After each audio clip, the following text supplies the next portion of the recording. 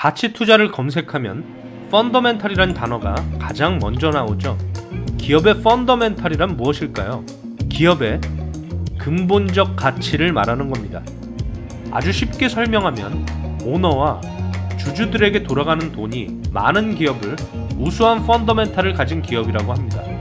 비즈니스를 이해하고 어떤 사업을 하는지, 어떤 방식으로 돈을 버는지, 이 기업이 얼마를 벌고 이 기업의 장래 수익성이 얼마큼이고 이 기업의 자산은 얼마인지, 부채는 얼마인지, 경영자는 누구이고 대주주는 누구인지 등을 고려하여 이 기업이 근본적으로 얼마큼의 가치가 있는지, 그 가치를 통해 돈을 벌겠다는 투자자들이 펀더멘탈 분석을 통해 내재 가치를 평가하는 것이죠.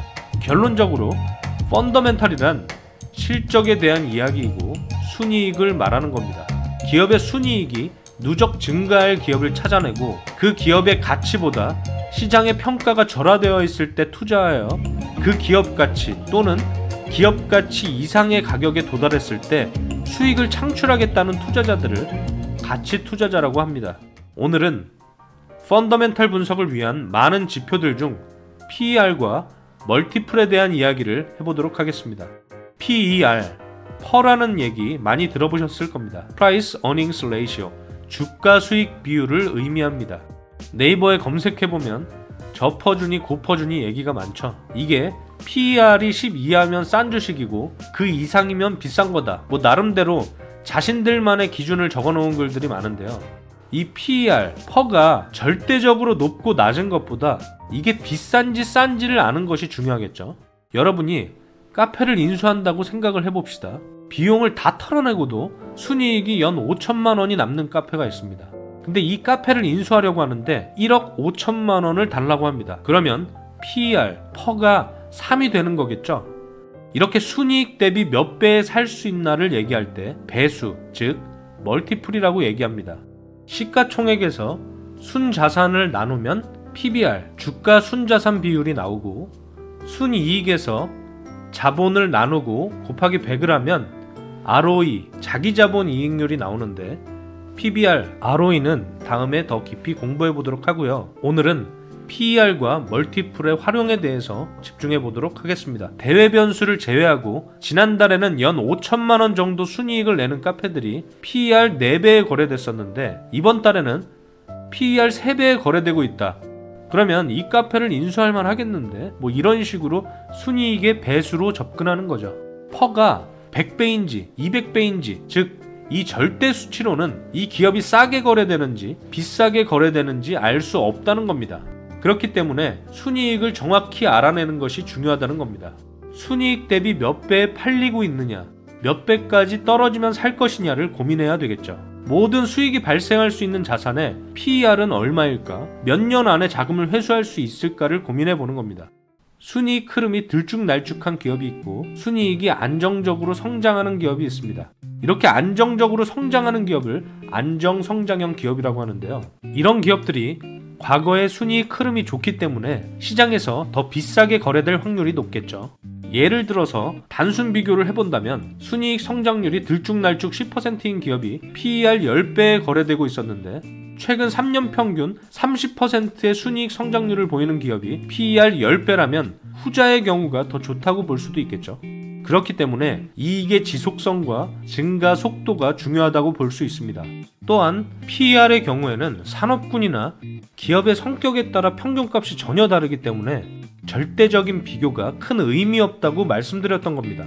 그래서 동종업종, 피어그룹의 평균치와 비교하거나 과거 일정 기간 동안 평균 순이익 성장률이 어느 정도였는지 또는 미래 순이익을 추정해보고 기업이 얼마만큼 성장할 것인지 그 순이익 추정값의 정확도가 어느 정도인지 계산해내는 것이 핵심이라고 볼 수 있을 겁니다. 이 PER이라는 것을 지난 5년의 평균을 보거나 현재만 보는 것이 아니라 산업 특성에 따라 몇 년 후의 순이익을 추정해 볼 수도 있습니다. 예를 들면 로봇이나 AI 기업의 경우 작년 1년 동안 순이익을 100억 냈는데 현재 시장에서 4천억에 거래되고 있다면 트레일링 PER이 40배에 거래되고 있는 것이지만 내년에는 500억, 내후년에는 800억을 예상한다면 포워드 PER을 각각 8배, 그 다음 해에는 5배로 볼 수도 있겠죠. 그렇기 때문에 이익의 지속성과 이익의 증가 속도가 투자에 있어서 매우 중요한 핵심 요인이라고 볼 수 있습니다. 만약 분기마다 순이익이 큰 폭으로 개선되는 기업이라면 분기별 PER을 계산하고 증가 추이를 보는 것도 도움이 됩니다. 물론 허황되거나 시장에서 잘못된 예측으로 멀티플이 더 높게 거래되거나 경영진과 기업이 꿈과 희망 회로를 총동원해서 이루지 못할 사업 계획을 수립하고 그것을 믿어주는 투자자들이 지속적으로 늘어나면서 버블이 생겨나기도 합니다. 그렇기 때문에 기업의 순이익을 정확히 파악하고 순이익 성장률을 보수적으로 추정하고 이 기업을 미래의 순이익의 몇 배수에 매수할 것이냐와 같은 접근이 성공적인 투자를 위한 의사결정에 큰 도움이 될 것이라고 생각합니다. PER의 허수를 제거하기 위해서는 단기 순이익에서 일회성 순이익이나 비용들을 빼줘야 합니다. 대표적으로 기타 수익과 금융 수익이 있겠죠. 한국 시장에서 아주 많은 사례로 중단 사업 이익이 있습니다. 먼저 금융 수익은 수출 기업이 환율 상승기에 증가하는 경우가 많고, 기타 수익에는 유형자산 처분 이익과 같은 보유자산을 매각했을 때 일시적으로 발생하는 경우가 있겠죠. 중단 사업 이익의 경우는 사업 부문을 매각하거나 분할할 때 발생합니다. 반대의 경우로 꾸준히 성장하는 기업이 일시적인 비용들로 인해서 시장의 기대치보다 하회할 경우에 주가가 하락하는 기회를 매수의 기회로 활용할 수도 있겠죠. 기업의 가치를 보다 명확히 알아내기 위해서 투자할 기업이 속한 산업의 확장성이 중요하고 규모와 경쟁 구조를 봐야 합니다. 기업 자체의 경쟁력과 상품력 등을 종합하여 이익의 지속성과 확장성을 예측하는 인사이트가 투자 성공에 큰 영향을 미칠 겁니다. 가치 투자가 어려운 것은 가치와 가격의 괴리가 언제 메워질지 아무도 알 수 없기 때문일 겁니다. 만원짜리 주식이 배당을 5,000원에서 갑자기 주가가 2배 이상 튀어오르면서 주가와 가격의 괴리가 메워지기도 하고, 형제간의 분쟁으로 주가가 5배 이상 상승하면서 메워지기도 합니다. 공개 매수로 급격히 상승해서 가치와 가격의 괴리가 메워지기도 하죠. 아까 말씀드렸던 안정성장형 기업보다 이익이 급변하거나 신사업을 도전하는 과점 시장에서 제품 수요가 급격히 증가할 때 주가는 실적을 확인하기도 전에 선반영되는 경우가 많습니다. 실적을 확인하고 변동성을 견뎌내면서 주가와 가치의 괴리를 서서히 메워가는 안정성장형 기업보다 더 빠르게 투자 수익을 얻어낼 수도 있습니다.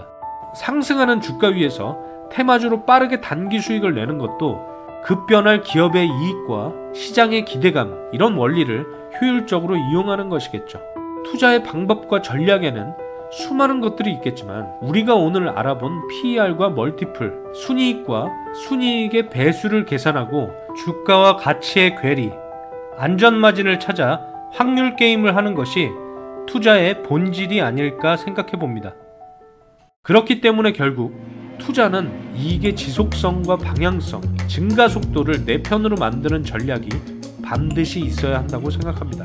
초과 수익을 위한 키팩터는 결국 기업의 이익이기 때문입니다. 다시 한번 강조합니다. 투자할 기업이 속한 산업의 확장성이 중요하고 규모와 경쟁 구조를 봐야 합니다. 기업 자체의 경쟁력과 상품력 등을 종합하여 이익의 지속성과 확장성을 예측하는 인사이트가 투자 성공에 큰 영향을 미칠 겁니다. 많은 분들이 기술적 분석을 조금 더 디테일하게 올려달라는 요청을 하셨는데요. 정리되는 대로 기술적 분석 심화 버전과 기본적인 밸류에이션 방법들 영상 올려드리도록 하겠습니다. 가시기 전에 구독과 좋아요 부탁드립니다. 오늘 영상도 시청해주셔서 감사합니다. 다음 시간에 더 유익한 내용으로 찾아뵙겠습니다. 금융시장 초과수익 지휘자 알파 컨덕터였습니다.